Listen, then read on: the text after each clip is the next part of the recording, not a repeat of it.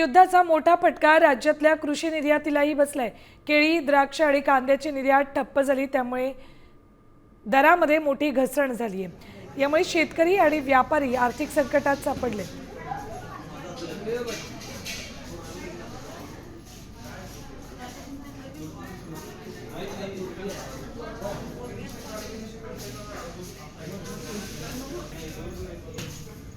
आखातातल्या युद्धजन्य परिस्थितीचा सांगलीतल्या द्राक्ष उत्पादकांना आणि व्यापाऱ्यांना मोठा फटका बसलाय।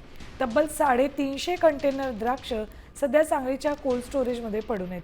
त्याचबरोबर मुंबईच्या बंदरावर 300 कंटेनर थांबून आहेत। एकंदरीत 15,000 टन इतकी द्राक्ष आखाती देशात जाण्यापासून थांबलेत। सध्या सांगलीचं कोल्ड स्टोरेज हाऊसफुल झालंय, तर द्राक्ष उत्पादक आणि व्यापारी संकटात आहेत।